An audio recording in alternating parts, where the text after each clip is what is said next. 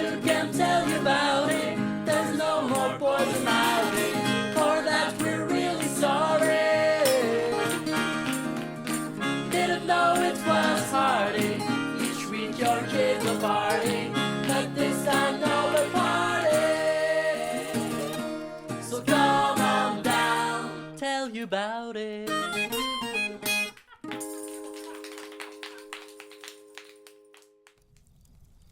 Gather around, kids, gather around. Welcome to Camp Tell-You-Boutee.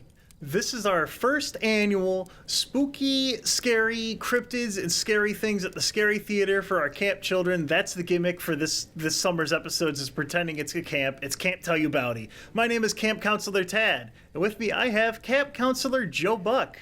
Okay, listen, kids. They hired me to clean up all the vomit. They said there are profound amounts of vomit in the camp. Now, I've been looking at you. You've been jumping around. You've been eating too much sugar. All that's got to be cut out, because if I see you about to vomit, I'm going to break your arm, and I'm going to say you fell down. And then I also have Camp Counselor Kirsten. Hello, I am Camp Counselor Kirsten. I am the behavioral specialist. My special behavior is that I will shoot you with my salt gun. This is the first of our weekly spooky story nights. We're here to tell you guys all about the scary monsters you might find out here in the woods. Maybe traumatize you just a little bit, since at least 2 of you are most likely going to be going home the first night because you started missing your parents, and then you cried, and then you called them, and everyone's laughing about it for the rest of the summer. Mm-hmm. There's a lot of monsters out there. There's the Ogopogo, there's the skunk ape, there's your father's alcoholism. So I'm going to start us off with the scariest monster. This is the Quaquagiag. I found this creature late one night exploring the illustrious Cryptids fandom wiki, which, by the way, uses the Comic Sans font in 2022. They do like it, yeah. Going through this, I felt like I was flipping through the Necronomicon. They kept asking for my cookies as blood sacrifice, and they were tormenting me with dark visions of 40-year-old white men streaming Rocket League with face cams on. Yeah, I think I saw a flash video on that website. That was horrifying. Something about the insanity of paying for wikis to promote you when no one has ever wanted to see a stream pop up while trying to find how to get the Clover Ring in Dark Souls 2. Oh, yeah. It was almost too much for me. But much like H.P. Lovecraft, I harnessed my Anglo-Saxon pride and Anglo-Saxon strength, and I found the Quaquagiag, also known as the Kogogiak, the Kokogiak, the Kukuweg, and the Kokogak. That's too many names. It simultaneously has too many vowels and too many consonants. Mm-hmm. Kokogiak is an oceanic cryptid of the Arctic. Only seen from afar, it is carnivorous and said to attack Inuit villages, quote, just like a normal polar bear. Oh, okay. Despite it being white, this is an evil creature. It's a polar bear with 10 legs. That's the entire cryptid. It's a polar bear with 10 legs. There's nothing about it. It has an entire wiki page. I mean, that wouldn't even be a monster. That would just be an inbred polar bear. See, I'm gonna call bullshit on this cryptid though, and I don't want to sound like a skeptic. Okay. But this is only because I don't feel safe sharing a world where a polar bear doesn't just have good camouflage adapted from like years of evolution, but it actually just has 6 more legs, like a bug. Like a bug has like 6 legs. It's got 6. Can you imagine some kind of bugbear? That'd be fucking terrifying. Yeah. Some kind of mystical monster? No, thank you. Here's the good news, though. Almost every single polar bear is extinct right now, so if it was alive at one point, it's almost surely dead now. So we don't have to worry about that monster anymore. When I was searching up this weird, dumb polar bear, there's a hotel in Alaska named the Kokogiak. I did a little Google reviews on here. Blending the formats. I'm not going to read you the review. I'm just going to read what the person said. I'm sincerely sorry you didn't like our hotel. We do have bed bugs from time to time, but not in your room when you were there. Mm-hmm. Both Jen and John searched a lot and couldn't find any. But again, sorry. Yeah, no, they tried sucking them out of the rugs with their big mouths. Yeah, I'm sure you couldn't find any. It's like when you get a tick and you can bite onto it and suck it. Is that a thing that you do? I don't go outside very often. I just want to see this, 8-legged polar bear, just sucking out of a Coke, bottle. That would be awesome. Oh my God, he'd be able to have 4 Coke bottles? That'd be crazy, dude. Yeah, the perfect Coke drinker. That'd be so fucking epic. Yeah. The one time I did see this boy in the research that you brought to me, he did look very huggable. So I may be the first to die.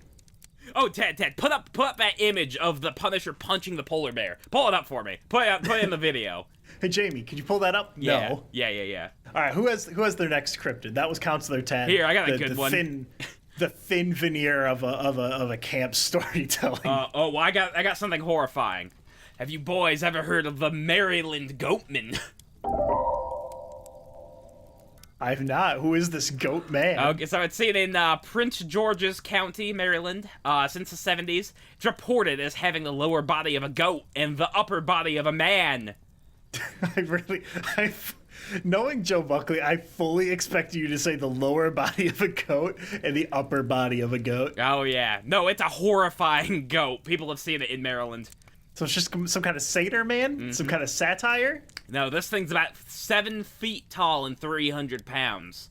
It was first sighted by a couple lovers who'd been making out in their car. The goat man had an axe in his hand while staring at the couple.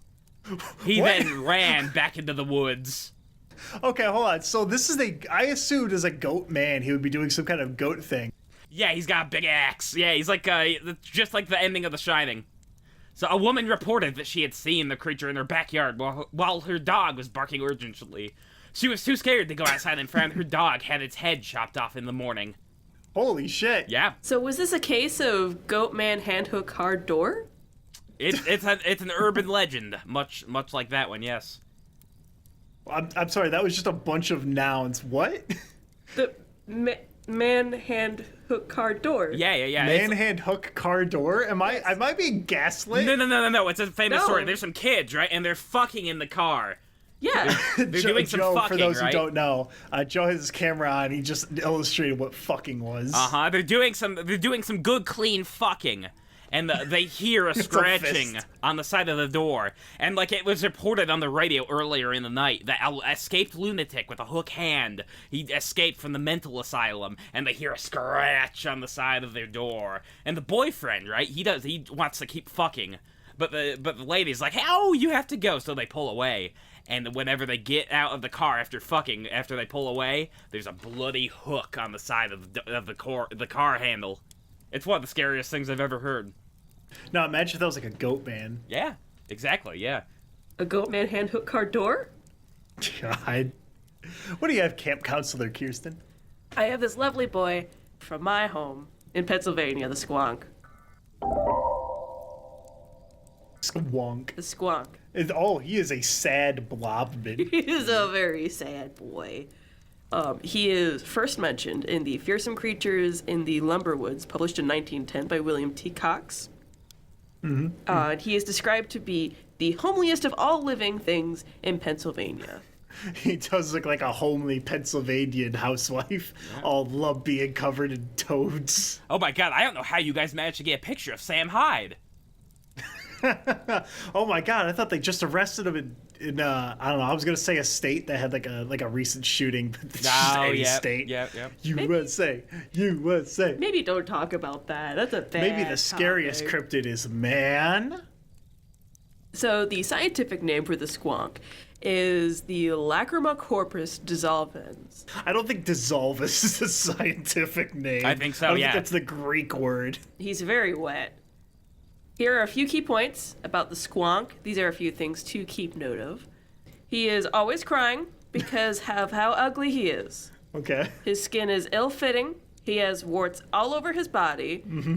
More of a wrinkly bag than a sad little boy.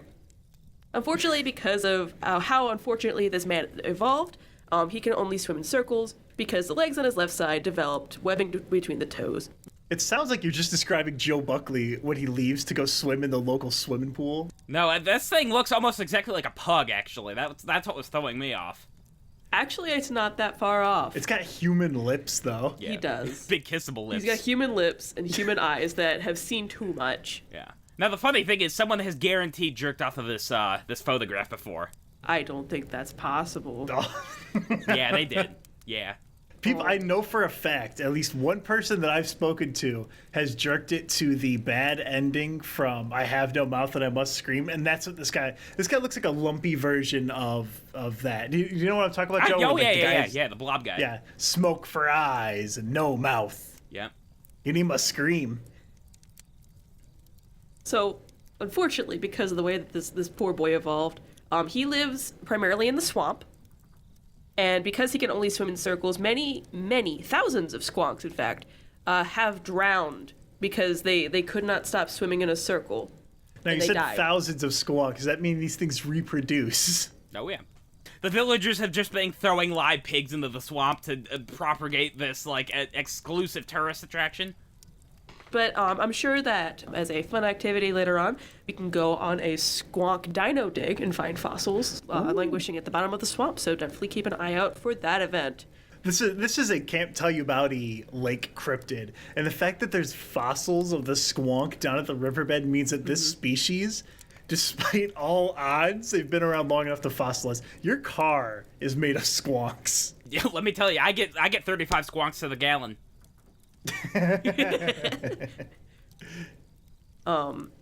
However, I'm going to warn you right now.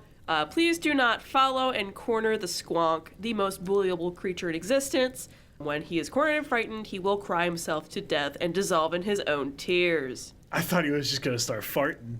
Yeah. Just like many of us here at Let Me Tell You Boutee, he hates moving around and life in general. He purposely avoids going outside. Based. Yeah. This is like Eeyore. This is like kind of like an uglier version of Eeyore. He will go out of his way to avoid moonlit nights in order to avoid seeing the reflections of his face in the water. He posts on /v/. Yeah, he posts on R9K. He's on Reddit. Yeah. MG. He's a Men mod. go their own way. Yeah, he's a very very established mod. He moderates 10 different communities. Yeah. He was on Fox News. They actually had him on as a representative. Yeah, ruined the whole movement. Yep. It is quoted here that the moonlit nights are also the most convenient time and the best time to hunt for squonk. And that, quote, sometimes you can hear one weeping softly to himself. The sound is a low note of pleading, somewhat resembling the call of the cross-feathered snee. The cross-feathered snee, formerly Chuck. So it seems like this thing kind of wants you to kill it, but maybe that's why maybe they reproduce and they die. Yeah. No, this thing looks like it's basically like it's on Twitter right now, and it's like it's crying and it's making a tweet about how people keep bullying it on the Twitter and sending it hate mail. It's got the hairstyle of like the Coomer Wojak. Do you know the one I'm talking about? The one who's got like the bloodshot eyes. Yeah. There's a Wojak for everything. I wonder if there's a squanch Wojak. There's gotta be. This image kind of reminds me of the many times I've seen a girl crying on Snapchat. Doing the ugly cry on Snapchat. Yeah. I saw a good one where it's like somebody trying to do something with their hair and they accidentally just burn a big patch of it out. Oh. Yeah. That's the only kind of TikTok content I like. I would hope so, Joe. I don't want you to be on TikTok. You don't want me on TikTok? Okay, I understand. All right, my next creature here is the Yari-Mayahu. The Yari-Mayahu is a 4-foot-tall, hunched-over red marsupial from Australia. It has a giant head, no neck, and suckered fingers like a frog. And also like Joe Buckley, it hides in fig trees waiting for young children as prey. No, I'm not on the wait. I mean, if a child so happens to walk on by, I might go out of the tree and grab him, but I'm not waiting in hunt. When a foolish boy or a bored teen sits under the tree, the Yari-Mayahu will drop down on their back and drink their blood with its fingers. It's got like little needles in there. Yeah. Like the thing from, is it Close Encounters of the Third Kind? Where it has that like fucked up fetish scene where he gets abducted? No, Fire in the Sky. I know what you're talking about. Fire Walk with Me. No, Fire in the Sky. But this thing, it'll drop down on you, then latch on, and it starts riding you around like a Left 4 Dead 2 jockey until you faint. This thing sounds exactly like a drop bear. No, it's not a drop bear, it's a Yari-Mayahu, it's different. Okay, that's fine. That's fine, Mr. Cryptid Poster. So, once you're incapacitated, the Yari-Mayahu detaches and then leaves. Yeah. Then, it comes back. This time to swallow your entire body. It unhinges its jaw and swallows you whole like one of those egg-eating snakes. Then it does a little dance. Then it goes to get a sip of water and takes a nap. Then it wakes up, vomits you out, and starts poking you with a stick.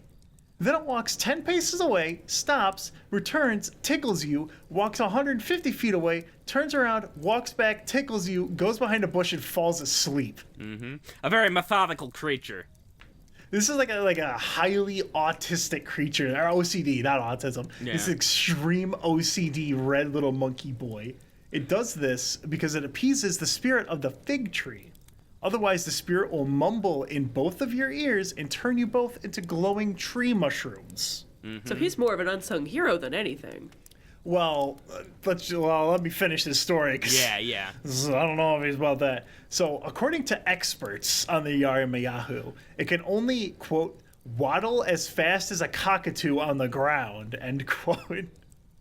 But if you just get up and leave before it finishes reverse voring you, it gets really pissed. So what it'll do then is it'll take its fingers and dig it into the ground and suck up all the water around for like 5 miles, killing itself and everyone else purely out of spite. So it is common courtesy to let it swallow you like 1 or 2 times before you just get up and walk away. Yeah, I bet it makes like little noises like. I feel like it would make a lot of wet noises, a lot of wet sounds. He does kind of look like a very malformed, ugly cockatoo. Oh, maybe that's why. Because I was thinking walking like a cockatoo is a very odd. Cockatoos aren't known for being Olympic sprinters. But, and this is a warning, if you let him swallow you too many times, he'll stop voring you and let you escape. You'll run home to your front door and call out, "Grandmama, Grandpapa, it's me." They'll come to the door, look down, and then they'll say, "Yarimaya, who are you?" It's just like whenever you pick up a kitten, the mother cat doesn't like it anymore. This is my least favorite cryptid I've ever seen. He's just a little fucking pervert. Oh, yeah. Like, he just keeps eating you. It reminds me of one of those images where it's like a Bulbasaur or something, but then his mouth is heavily detailed, or it's like an anime girl sitting down, but then both of her feet are in frame. Yeah. It's a normal cryptid, but then it just like keeps doing weird shit. I don't like the tickling. The tickling makes me uncomfortable. It's essentially got like every fetish you can have. Like next it puts you in a diaper, and then it makes you vomit a little. It gets hard in the vomit.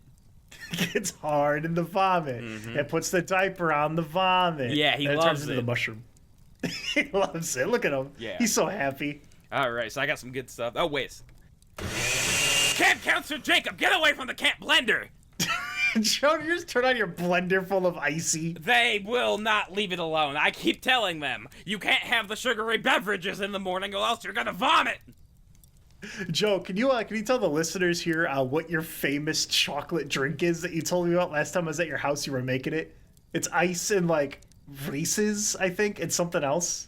Don't look like you don't know what I'm talking about. Like what I like to do is, it's not exactly chocolate, but I like to do like a coffee monster as the base. And then I have these coffee like ice cream bars. I think I take like 6 of them and just jam it in there for the ice. And yeah, that shit's good. That sounds like a cryptid preparing a meal. It gets the cryptid takes coffee monster, and then it takes a wooden stick with coffee around it. Yep. Oh yeah, it goes down the hatch in about half hour. And it goes to the grocery store and it buys Wonder Bread. It's shoplifting beef jerky from the grocery store.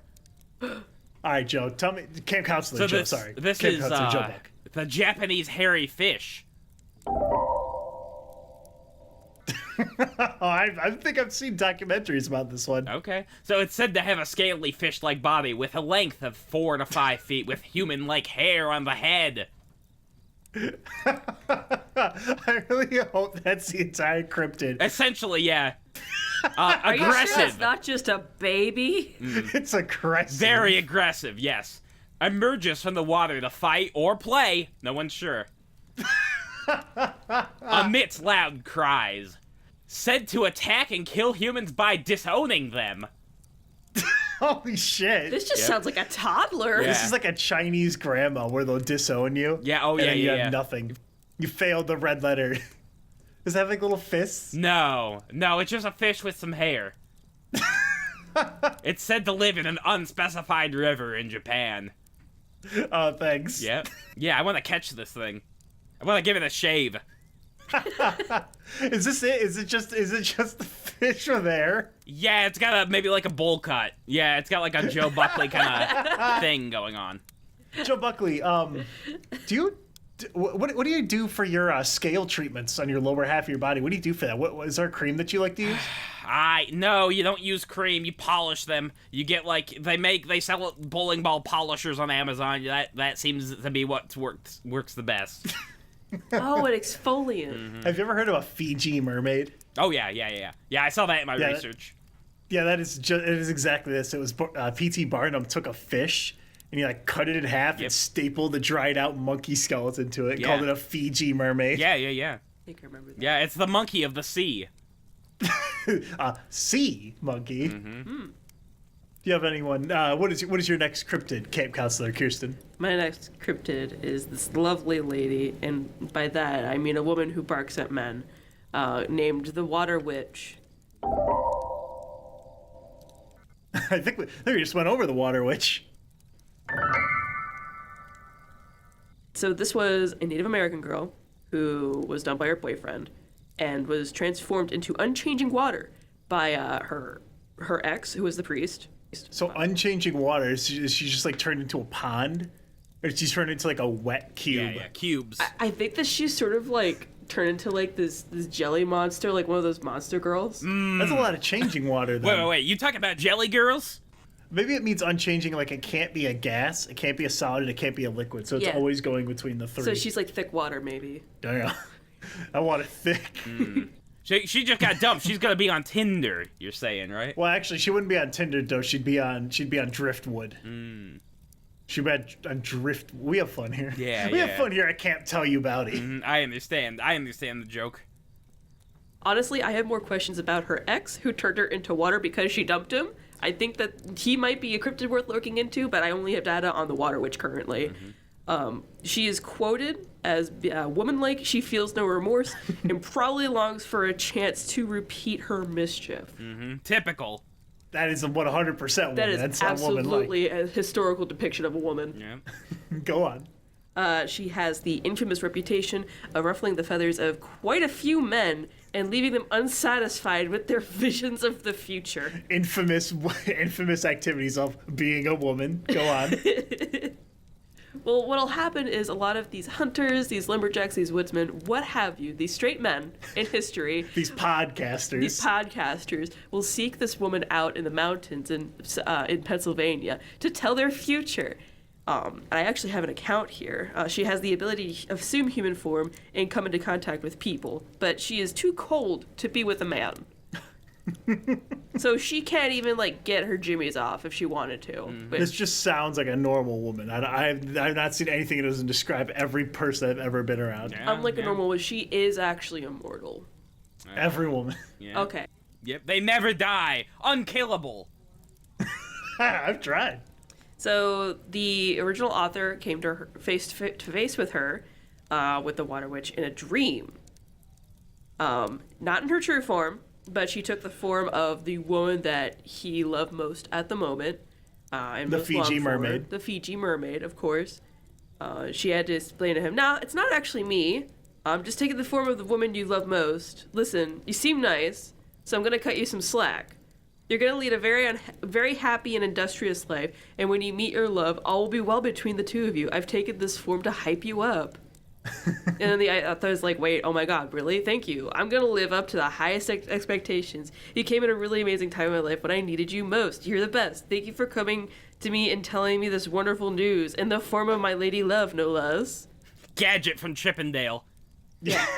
Is this like when I may or may not have been wasted on mushrooms and I was taking a shower in the dark and I fought a water witch who tried to bite my face? Kind of. The vision does fade, and she woogities back into the screen. She says, "Just kidding. Screw you. I lied to you. You will never see that woman again. I know everything that will happen in your miserable little life. It's not that. You're a background character. Deal with it. I'll bet you can't even do a kickflip." So let me get this right. This horrible, disgusting creature will like entrap men. Like they'll go out and they'll like kind of entrap them into their like with promises of love and sex. Well, it's more like these white men came onto this native woman's land, and Well, no, I mean we had the deed. After that, I have the deed, so we could build over your graveyard. I'm sorry, man. Listen. Yeah, this is a Walmart now. I'm sorry. You're gonna have a hard time building over this lake. Oh no, we can't. We'll fill it up with garbage. We'll put like some buoys on it, make it into like a nice like kind of like a campground or something. Like we'll hold Burning Man there every 5 years. It's gonna be great. Yeah, we'll take this lake that you're in here, this sacred lake, and we're just gonna fill it with trash. We're gonna put fossils of these ugly little lumpy dudes. We're gonna hold these dumb, annoying children here for 4 months out of the year. Yeah. You know, I think I'm starting to understand the water witch a little bit more. Because what'll happen is these guys will like come to her and ask her to tell their fortune, whatever, do all this unneeded emotional labor for them. And then she'll just leave them high and dry. And I think that's gorgeous. Yeah. I think everybody should be aspired to be like the water witch. You know who I aspire to be? I aspire to be the thimble tickle squid. So the thimble tickle squid. Let me take you there. This is a Canadian cryptid, don't you know? So it's a chilly November morning in 1878.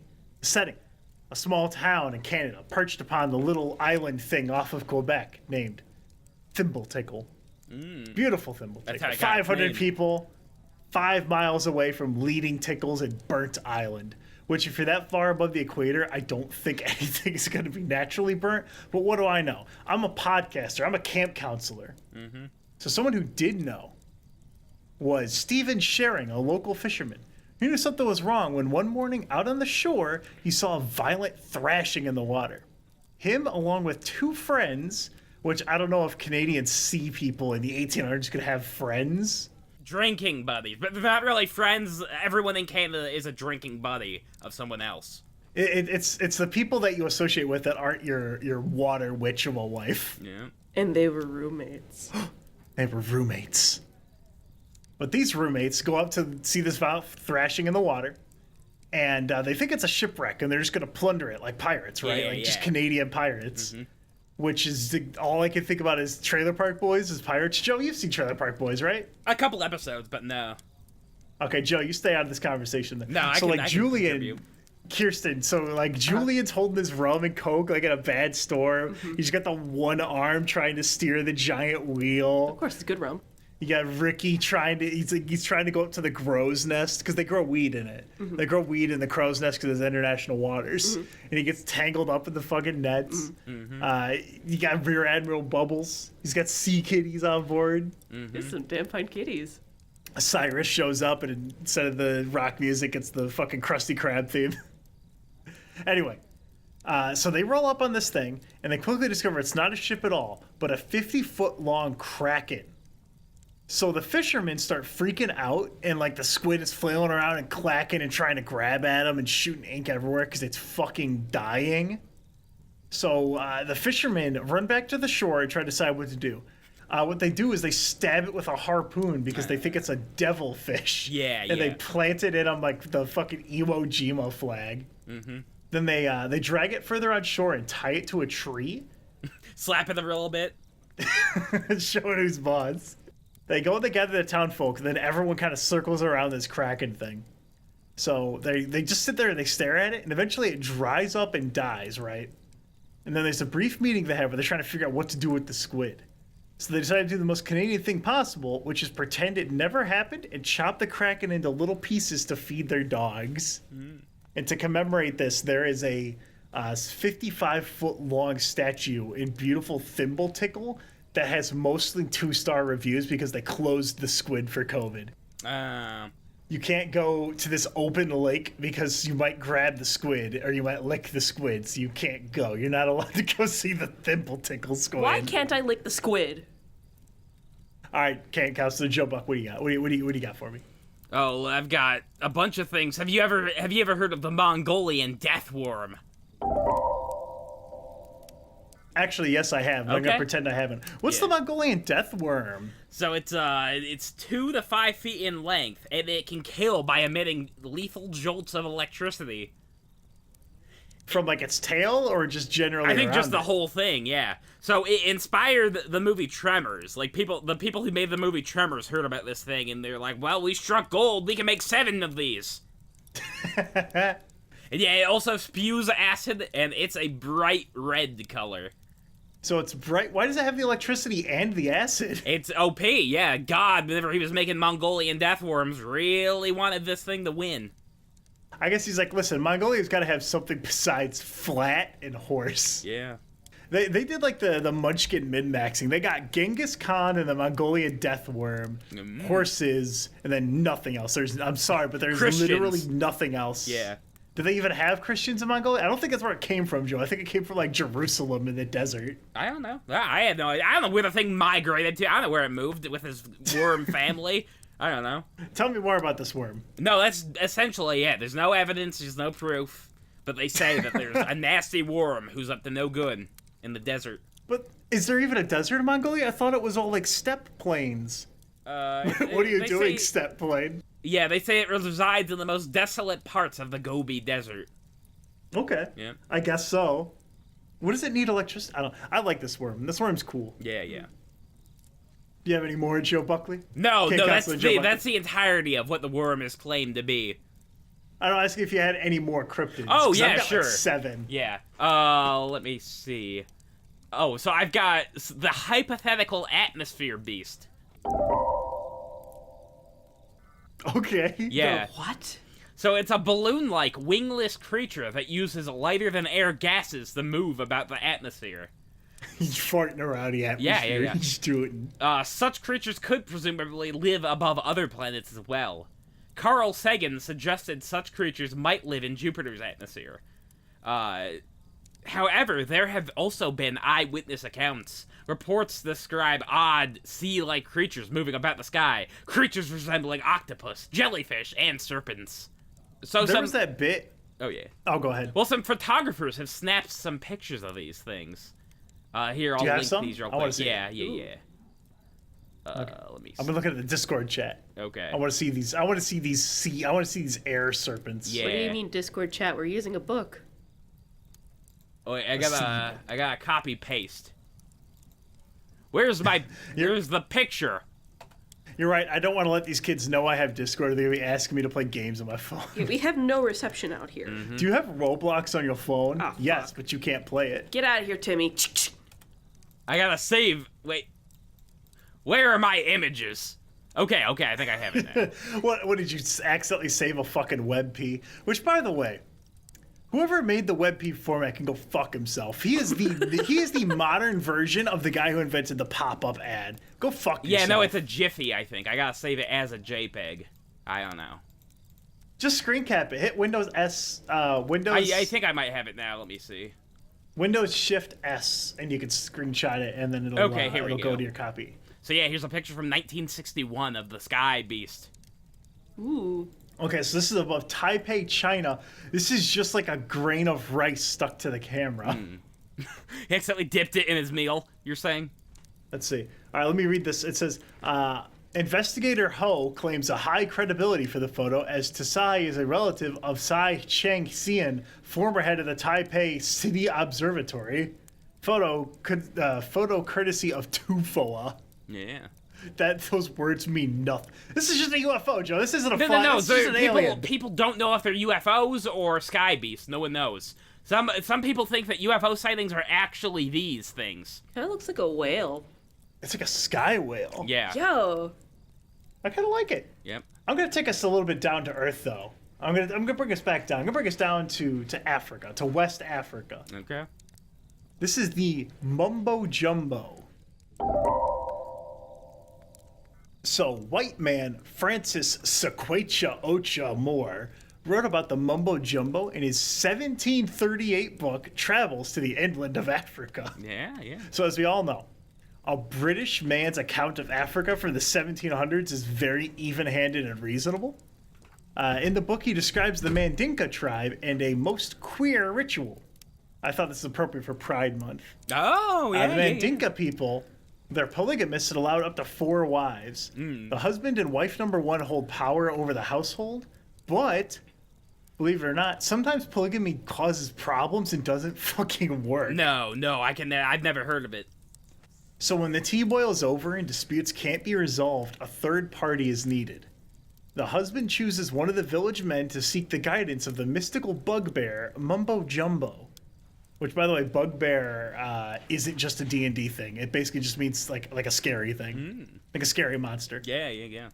So the man that was chosen goes out there, and as many as 3 days will pass. Then late one evening, a cacophony of hoots, hollers, and screams will erupt outside the village. The noise seems to come from different angles, almost as if there were multiple men just out of sight making the noise. When the sun fully sets, the Mumbo Jumbo strides in through the village in full armor. He's 8 feet tall with skin made of tree bark.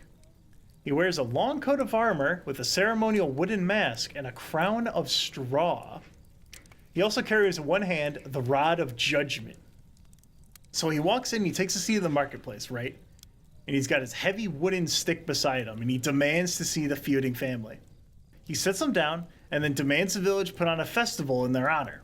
Specifically their honor, the Mumbo Jumbo, not the people. It's a very conceited creature. And if the family doesn't arrive fast enough, the Mumbo Jumbo will beat the wife with a stick, then sit them down, and then have the festival anyway. Yeah. So the festival plays, people dancing, there's feasting, there's things like general festival fun times. And the Mumbo Jumbo sits there and listens to both sides of the story. So the Mumbo Jumbo's decree is the highest authority in the tribe and must be respected by everyone in the village. So the festival ends, torches are burning low, and the Mumbo Jumbo has made his decision. He takes the person in the wrong by the arm and ties them to a post. Then he beats them with the rod of judgment until they agree with their husband, because it's never the man. The man has never been wrong. It's just the women. So the men of the village celebrate. The women are less enthusiastic, and then the Mumbo Jumbo leaves, and his armor is returned by the man from earlier, who just now came back. Like, whoa, hey guys, what did I miss? I feel like there was some crazy stuff going on here. Oh my god, I missed the Mumbo Jumbo again! I feel like there are probably more than a few instances where the family was wait just because of the husband's antics. Yeah. She was trying her best. She got 2 beatings that day. Sorry, honey, but I'm really playing through Super Mario Land 2 on my Game Boy. I don't think I'm gonna be up for a bit. I'm streaming on Twitch right now. I have 3 viewers. 2 of them are bots saying, please fuck sex, and then linking sketchy things in the chat. And then You don't know how important this is to me. and then spamming my donation link. So, in case you couldn't tell, the Mumbo Jumbo was a cryptid only to the women and children of the tribe. No, it was very scary to them, yeah. Like, it's like the West African Santa Claus, except he only gives out 1 gift. He only Pain. gives out beatings. Yeah. A lot like the Krampus, yeah. Yep, and I just want to say, by the way, the sources I pulled for this, I toned it down a lot. There was a lot of Negroes and blacks and other very uncomfortable words. There's another one that I was gonna hit. The Mumbo Jumbo, by the way, when I was Googling it, there's a Minecraft YouTuber named Mumbo Jumbo, and I would search like Mumbo Jumbo cryptid images, and I would he looks like a budget Markiplier with a really thin mustache, and there was like all this sexy anime fan art of him. Oh, yeah. I don't like that. That's the modern bugbear. Oh, he scares me. All right, Joe, do you have any more? Because I've got 2 that are left, and mine are a 2-parter, and it's a big one. Oh, I've got a good, real quick video if we want to play that. Okay. Yeah, all I'll link it. Joe, can you pull that up? Can you pull that video? I can pull Joe, it up, all Joe, right. can you fill that up? I gotta use my mouse, I copy and I paste it. This better not be... Joe Buckley has a playlist on his YouTube that's just videos of like women like shitting in restaurants. Oh, yeah, those are some good videos, yeah. I like the people shitting in public. I like it when the old fall down really hard, like if an old person like falls down the escalator, that's funny. All right, I'm gonna hit play on this North Carolina man Well, claims people make Bigfoot. fun of me, Okay. but I don't 3, care. 2, 1. I know it's there. Tim Peeler swears he had an encounter with one of the most legendary beasts in history, Bigfoot. Well, he was what I would call a Sasquatch. Peeler says there's no film of his recent sighting because he was too nervous to go for his camera, but he says Bigfoot walked right by him. He had gray hair and a gray beard that come down here. But he had long hair that was yellowish gray. He says he spotted the creature one night when he was startled by his dog's barking, and he peered out the window, and there it was. I talked rough to him and run him off. And he come right by me. He Why wasn't is he 10 holding foot that from me. stick He like went a back out spear? that path. Peeler It's in case vows to Bigfoot get comes proof back. next time. Seeing is believing. So I'll try to get him on film.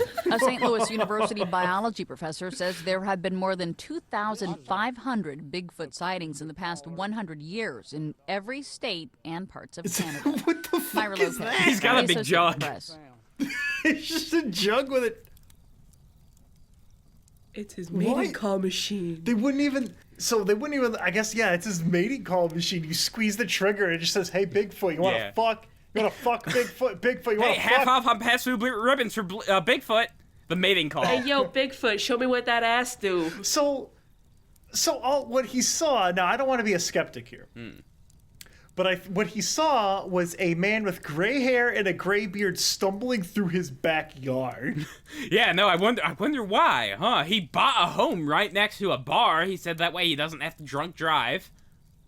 I don't know. That's actually very responsible. Look at his hat, by the way, in the thumbnail. His hat is really big on him. Well, he's a big man. He looks like Elmer Fudd. But no, I wanted to play this video because it's kind of like an example of what every man who claims to see Bigfoot looks and sounds like. I hate to be mean, but it looks like he uses Just for Men on like his little goatee. It is a solid circular goatee. It looks like he got kissed by the Bigfoot. Oh, maybe. by Yeah. s- Maybe that's why he was so I don't upset know. he had to tell the news. I don't know if he got kissed by the end you're thinking about, Tad. Camp counselor Tad. He got a big full boy. All right, Joe Buckley. Now I heard camp counselor Joe Buckley. I heard rumors that you may have some top 10 lists for us. Some Watch JoJo top 10 cryptids. Oh, yeah. Let me pull that up. Unless he just didn't do it, in which case I let him into something that we didn't prepare for. Uh-oh. Well, no. I found that good list beforehand. All I gotta do is pull it up. Oh, here we go. I've got 10 lesser-known U.S. monsters. There's some good ones on here. There's the Tessie. Okay, is that like a Loch Nessie? Yeah, But it's in, Lake like, Lake Tahoe. Tahoe. Yeah, Lake Tahoe. Oh, Tahoe Tessie. Yeah, so the sightings continue today. Witnesses describe the creature as being between 10 and 80 feet. They're not quite sure. That's a lot. Yeah, it has a serpentine body and coloration ranging from black to turquoise. Okay. There's the Pope Lick monster. No, there's not. No, the Pope legendary Lick monster's not real. No, the Pope That's not, Lick it's monster. not the Pope Lick. It's No, because I ran into him at the pulpit. listen, it haunts the railway trestle over Pope Lick Creek in Louisville, Kentucky. Okay. You were trying to say 4 states. So the goat-human hybrid has a deformed human torso, goat legs, and a horned head. We already went over this one. No, Here's this is the a next. different one. This is a different goat man. Some say the monster is a circus freak who vowed revenge after his mistreatment, while others claim it's a reincarnated farmer who sacrificed goats in exchange for satanic powers. Is this just his cousin, Goat Lad? I can't confirm or deny that. But stories of how it claims its victims are equally diverse. Many believers think it uses voice mimicry to lure trespassers to their death before oncoming trains.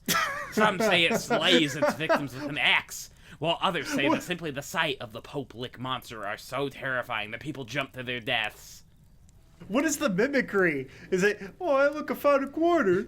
That sounds a lot like... No, it's Pabst Blue Ribbon 50% off. Yeah. That to me sounds a lot like the Sheep Man. The sheep man, is he covered? Is it a man with a sheep? No, it's a Sheep Man. Oh, a sheep man. Yeah. How many He's a lot fucking- like the Goat Man, but he eats people. How many shitty satyrs are there in the United States? Well, here's something a little bit different. There's the Lizard Man of Scape or Swamp. Okay, yeah, sure. Okay, what is he, scape or swamp? Is it like RuneScape or is it a swamp? Well, he's 7 feet tall. He's bipedal. He has scaly lizard skin, and he lives in I'm the glad that he's swamplands of Lee bipedal. County. It's Pride Month. Oh, yeah. The first Yes. reported sighting was in 1988 when 17-year-old Christopher saw the creature running towards him while he was changing a tire beside the swamp. David got in his car to escape, but the lizard man jumped under the roof and clung to it as the teen tried to throw it off. When he returned home, David found that his side view mirror was damaged and there were deep scratch marks across his car's roof. Did he say he couldn't throw it off? He tried to throw it off. I think he was able to get it off at some point. I love the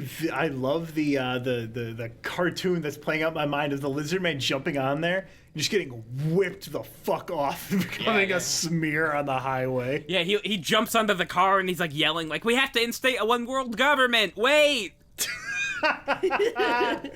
No, you don't understand. We have to increase the price of sealed Magic the Gathering product by 15% or Tad Becker's going to be able to afford it. Uh-huh. Yeah. No, just hear me out. Israel should be the only country in the world.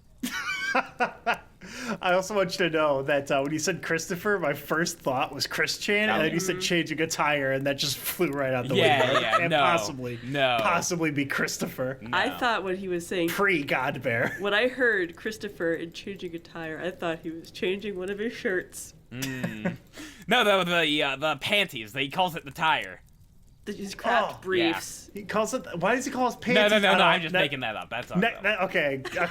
That's a more disgusting cryptid. All right, what's the next one? What's the next one on your list? Your Watch JoJo top 10. I mean, a very famous one is the Jersey Devil. A lot of people have heard about this. I played the PlayStation 1 game of him. You collected letters that said Knarpf. Knarpf. Knarpf. Yeah. So this is a kangaroo-like creature with the head of a dog, bat-like wings, horns, and a forked tail. Okay, yep. It was said to prowl southern New Jersey in the 1700s. So basically, there was this woman named Mother Leeds who had 12 children. She stated that if she gave birth to another child, it would be the devil. And when her 13th child was born, it transformed into the Jersey Devil, killed its mother, and flew screaming into the chimney. Okay. Yeah. I like it, okay. That's about it. Yep, that's about it. Oh, that's it. So he just screams. Yeah. There's also the Loveland Frog in Ohio. Yes, I know about the Loveland Frog because in the card game MetaZoo, it is the only trading card I've ever seen where it has kissing as a mechanic. Where you get to kiss the card, and you kiss the frog, and then he gets really strong. And he's got like a wizard hat. Yeah, He's got like a little wand. That's exactly what I want. If I buy like $100 board game, is I want other nerds around me to kiss my trading cards. That's what you do when you hang out with other nerds, right? Yeah, you just kiss the frog boys goodnight. Tell me more about this frog man, Joe. So he is in 1955, it was first spotted. A businessman said he saw several creatures with green skin, webbed hands, and wide mouths squatting under a bridge.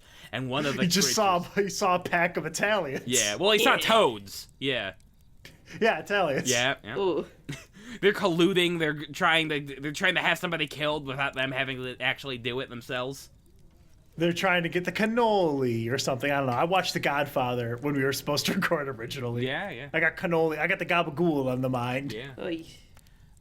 So it held up a bar-like device that emitted sparks, leaving a strong odor of alfalfa and almonds behind. It's an odd smell. That sounds nice, Look at that actually. umami. So there were no further mommy. sightings of it until 1972 when cop Mark Matthews saw a frog-faced man jump over a rail and into the Little Miami River. It sounds like a shitty fifth-rate superhero. Mark Matthews, the Frog Man. Yeah. That's his sidekick, Frog Boy. Yep. Do you know what happens when a toad gets hit by lightning? You don't want to know. He's destroyed. Same thing as everybody else. Fucking dies. I love the first X-Men movie. Yeah. Well, that was made by a Ped. Oh, Yeah. I don't like it anymore. No, I don't like yeah, it no. either. Let me. Oh, Officer Mark Matthews saw the Loveland Frog a second time. This time it was lying in the road, and Matthews shot at it, but it escaped. However, in 2001, Matthews retracted his story, saying it wasn't a monster and was probably just a pet lizard that got too big for its aquarium. Okay. Yep. Damn. It's So frightening. illegal animal dumping. Yeah. All right, tell me the next one, Joe. I'm excited. I want to see what number 1 is. I bet it's gonna be Bigfoot. Oh, well, no, I was going down in order. Let me see. Number 1 is just the skunk ape, but everybody kind of knows about that. It's a Sasquatch that smells like rotten eggs.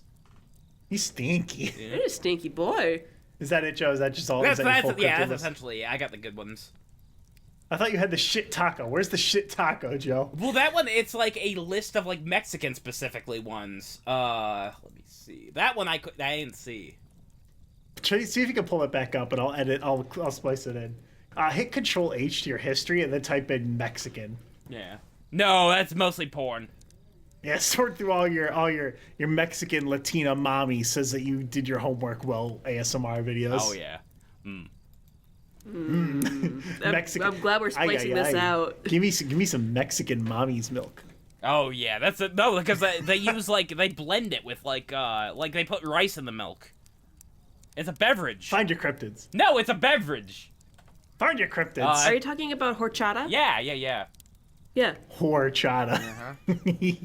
Be cultured.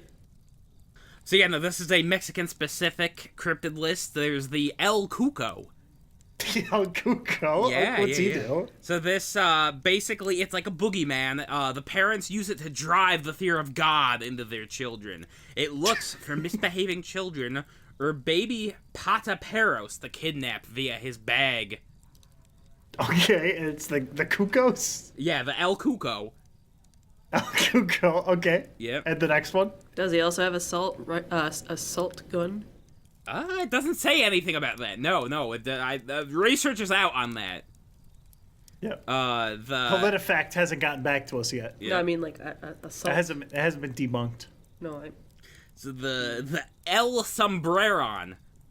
No, that's not true. That's It's a absolutely shitty true. fan-made No, Pokemon. he likes to braid hair. He likes to braid the manes and tails of horses or dogs when horses aren't available, as well as young women. It just sounds like an effeminate man who wears a sombrero. Research is still out on that. The La Llorona, everybody knows about that one. It's I don't. Who's the La Llorona? you don't know about La Llorona? she yells. Oh, she yells? Oh, she yells a bunch. Yeah, she screams at you. She's scary. Yep. So she sounds like a woman. She says things like, you need to pay the child support, you need to stop smoking weed around the baby. A lot of different stuff, yeah. No more top 10 cryptid lists. El Toco. Yeah. Put the blender away. Let me see. There's the... Oh, the Vibration. Okay, that's a Eevee evolution. Yeah. It's also known as the El Chulbron. It's an anaconda with an enormous... It's an enormous hairy snake with a gigantic calf-like head. It comes out at night from dark caves and eats basically anything in its path. Does it eat rocks? Well, it is said to arrive at the sites of buried treasure 40 days after it's been buried.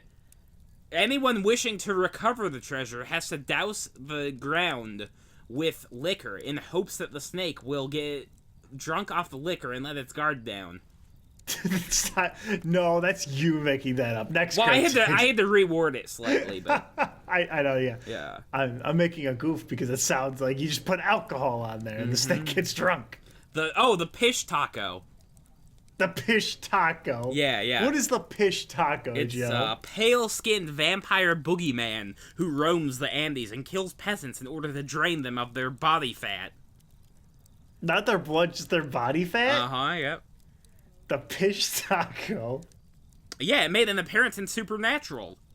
Oh, wow, they had a pish taco in Yeah, they Supernatural? did. They had to deal with it, yeah. Wow, they really pished off on the taco? The Masa Kurumaman is a I giant... don't think that's how it's pronounced. Well, and no matter how it's pronounced, it's a hairy monster that lives in the rivers and seas, preying on passengers in small boats and eating them.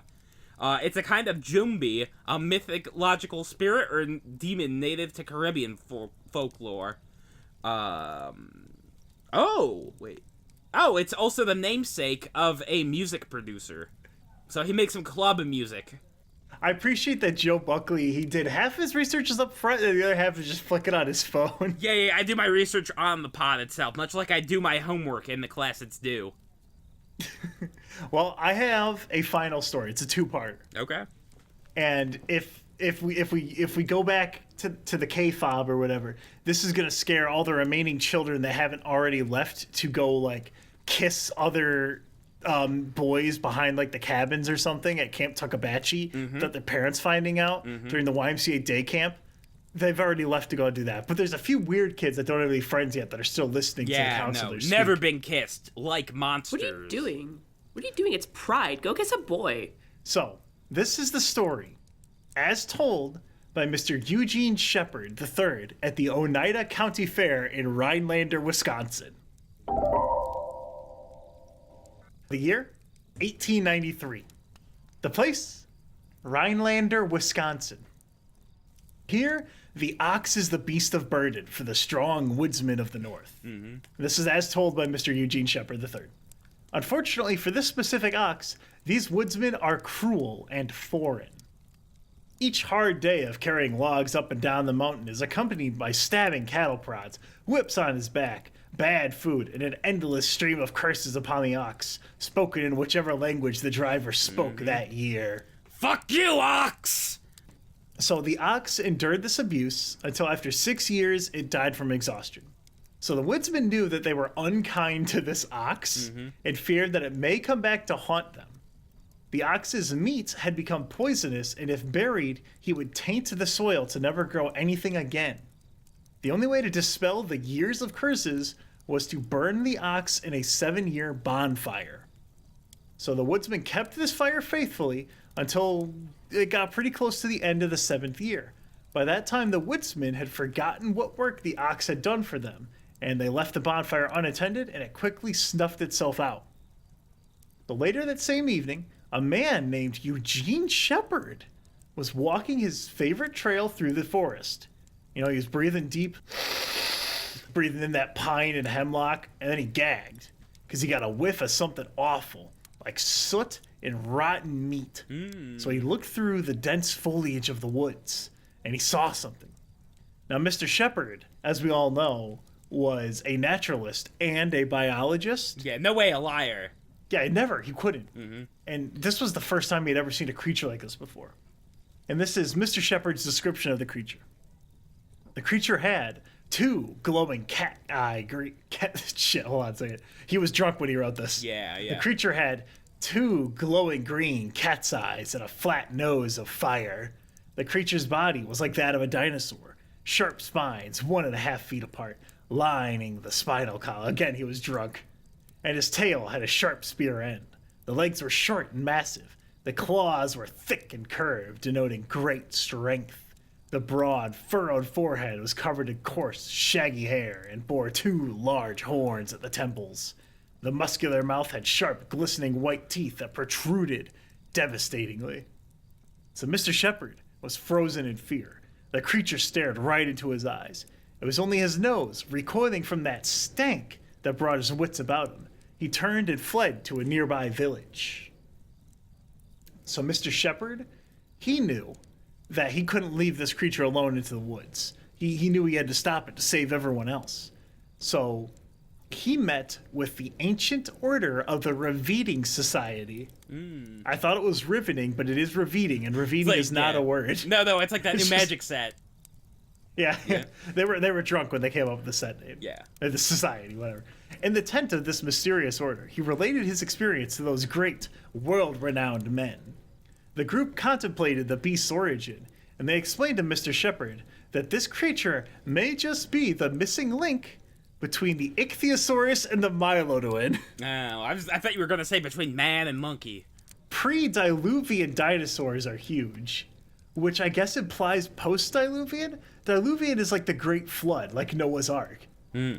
It's, the only thing that really matters is that the ichthyosaurus, and this is hard science facts from the late 1800s, it's 100 feet long, and according to this pre-1900 source, it had eyes that could adjust like a camera lens. Yeah. It also would eat blue mud. Oh, yeah. And if left unbothered, it would devour an entire hillside in one day. It's a favorite thing of every creature is just eating mud, taking pictures. Ichthyosaurus, yeah. Yeah. The creature that lives underwater, the Ichthyosaurus, loves blue mud. Yeah. The other creature, the Mylodon, the giant sloth, is a prehistoric giant sloth with enormous claws that can pull down trees for their foliage. But the really interesting thing about the order that they discovered was that in King Tut's sarcophagus, There was one of explorers, these things. they found a piece of parchment, and written on that was Silblatki, which is Russian for the hodag. Oh, I thought it was going to be Russian for my brother's gay. Ignore the fact that King Tut's tomb, by the way, wasn't found until 1922, like 30 years after this. Yeah, and like everybody who opened it died of mosquitoes. So Eugene Shepard, as we all know, was a strong, amazing, and powerful man. But he was going to need a crack team to capture the hodag. So he ordered a group of men to build an enormous pit. A crack team of men to build a pit that was 50 feet wide and 30 feet deep. Everybody knows And you they need an expert to dig a hole. So they needed a brave soul to serve as bait. Luckily, Shepard found Master Bait in a local villager who coincidentally was a successful marathon runner.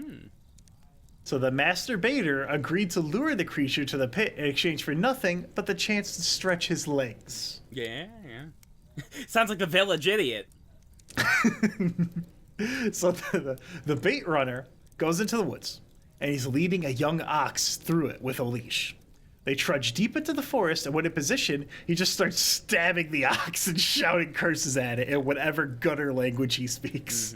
Well, in their defense, I mean, an ox really it's a nasty creature. It's like a big horse. A horse is a much nicer, sleeker creature. So, not long after, the runner begins smelling that foul odor. The woods begin to shake around him. Then, he hears a guttural roar and he runs. So the hodag's powerful legs are short, yet they cover ground with unbelievable swiftness. They're tearing out trees and leaving deep gashes in his wake, exposing the blue mud, the hodag's favorite tree. Oh, yeah. Maybe it was levitating. We don't know. He was too terrified to look behind him. So with each breath, the creature spewed that disgusting smell and got the two to run faster and faster. Why he's not riding the ox, I don't really know. I feel like the ox, because he's Like kind I of said, the ox, it's a shit creature. It's slow. It's a beast of burden. I feel like the ox would be hesitant to let this man on his back after stabbing him and yelling curses at him. I'm pretty sure the ox would be long gone at this point. He just called the ox a wop. I'm allowed to say that. I'm half Italian. Yeah. The ox has other things on his mind right now. So only 100 yards separated the great animal from his prey. Then 40, then 20, then 10. He heard the snapping of the trees and was pelted with branches falling all around him. He felt the creature's hot breath and could hear the rasping teeth of the beast as that ngang ngang ngang ngang ngang behind him, like that level in Rayman 2, The Great Escape on Nintendo 64, when you're in the Cave of Bad Dreams and you gotta run away from the guy. I wasn't allowed to play it. My mother was frightened by the character not having arms. So as soon as they entered the clearing, the duo, the runner and the ox, launched themselves to the side. The hodag snapped its jaws towards the man, but the momentum of its stride carried it forward over the massive poles and branches which covered the trap. In the hodag crashed, emitting a roar that could be heard for miles. The beast clawed away at the pit, but it only dug itself deeper. Friendly hands led the hero away, and the ox, with eyes wild and tongue hanging, was rewarded with a good bed and plenty to eat that night. And then they go back to just slapping it on the ass like tomorrow. The next day, just hitting it with sticks.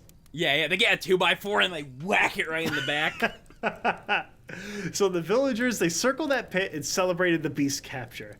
The men who had planned this hazardous feat knew to a certainty that, and again, this is a direct quote, there were no sloping foreheads or receding chins in their group. They advised Mr. Shepard. Yep. Not a single zilch among them. The receding chinless advised Mr. Shepard on how he could exhibit his recently acquired wild animal with safety and keep the tail alive to prevent another hodag from reappearing in our great Wisconsin state. And I shit you not, this is another direct quote. This is the true and honest account of the first Hodag's capture. True and honest. Yep. Yeah, 100%. Maybe this guy was just like a big Christian in his day. He was looking for like his imaginary electric hedgehog like Hodag.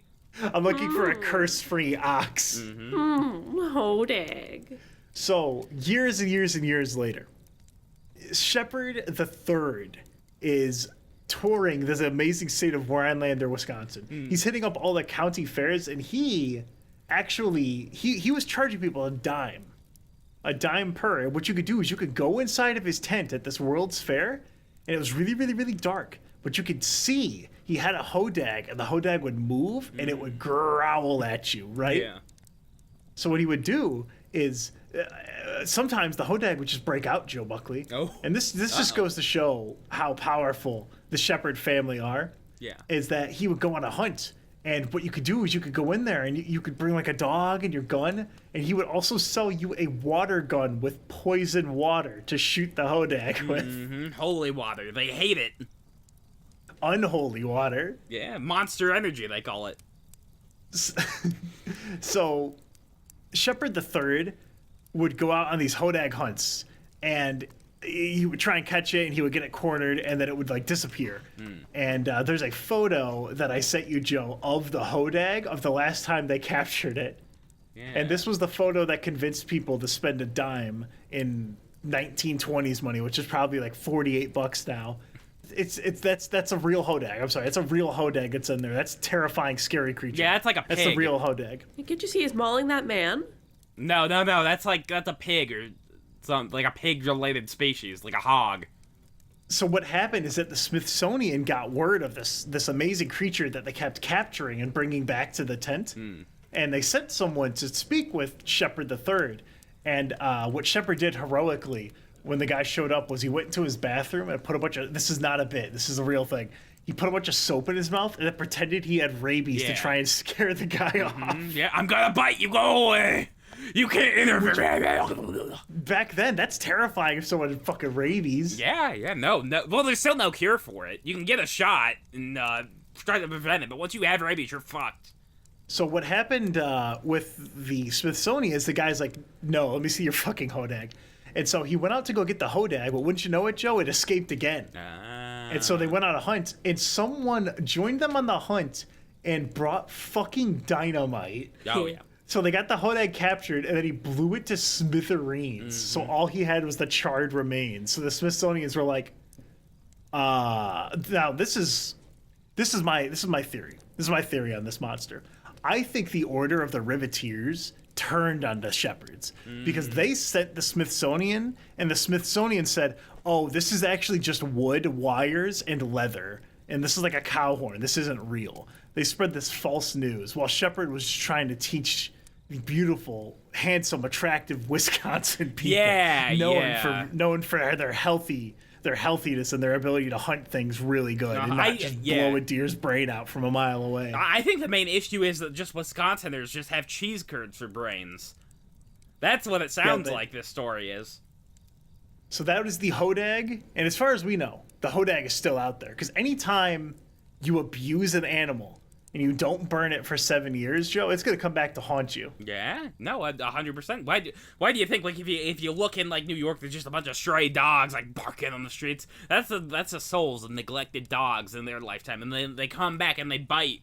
They bite at the Not all homeless man's dogs feet. go to heaven. Yeah. Some of them are real nasty dogs.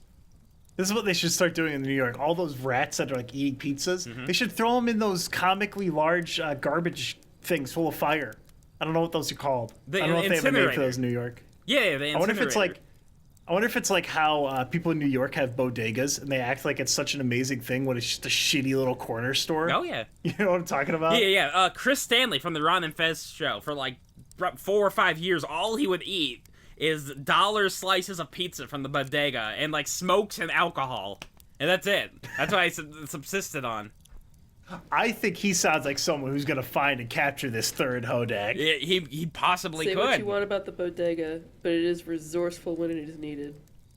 And you know what? Speaking of resourceful, all of our campers that are still here that have not left, that have not been eaten alive by mosquitoes, by sitting next to Camp Tell-You-Boutee Lake, I want to thank them for listening through to the end of our spooky segment, our spooky scary segment. These campers are chilled to the bone. Mm-hmm. They're chilled to the bone. They're scared. Yeah. By the way, the first time I ever stayed at a camp, someone pulled the fire extinguisher and blamed it on someone else, and then I got to watch a child cry and get carried away. And I never went to camp again because I always felt so sad for that one kid. Yeah. I did that in high school. I did that in grade school, not high school. I pulled the fire alarm, and the guy said I just accidentally bumped it, and I got off scot-free. That's why it can't let me tell you about it that we have No fire systems. We don't have None. anything. Yeah. If there's a fire, you're fucked. It's your fault. But listen, if you want to hear more from your gruff but lovable camp counselor, I'm over on Malevolent Movies. It's basically a Mystery Science Theater 3000 style riff on real low-budget indie horror movies that were kind of released within the past 20, 30 years. I'm also on The Man With No Brain. That's basically a podcast where me and Ryan Matthew Ziegler try to dissect the brain of like a live-in, shut-in, kind of greasy man, just like a disgusting man. Basically, just trying to see what makes me tick. Yeah, like some kind of ship taco, man. Oh yeah. You mean pish taco? Yeah, pish taco. Whatever. It's all definitely real. No. I Bullshit. consider myself more of a fresco night crawler. It's not like most of these cryptids were like Champ, the Lake Champlain monster, where it's just one old lady who refuses to say it's not real because she's trying to milk it for money. Definitely real. This is all real. She won't give us the photos. There's like It's as real as this podcast, which you can find on YouTube, iTunes, Google Podcasts, Spotify. YouTube, I interact with the YouTube comments a lot. You can go on the Discord. They do Sunday night hangouts where they watch like Chris Chan videos or they do something silly and fun. Don't be cringe and weird, and you'll fit in fine. It'll be great. You'll have a gay old time. I like to go into the YouTube comments and argue with some of you. I say like, no, you're wrong. Joe's actually the best one on the podcast. You're a dummy. All right, that's it then. Goodbye, everyone. Thank you for coming in to the Camp Tell-You-Boutee Summer Spooky Spectacular. We're a bunch of spooks. I was horrified. That's racial. Really... Hold on, racial. That's a racial slur. Well, whatever. I mean, you gotta drop one eventually. Goodbye, everyone.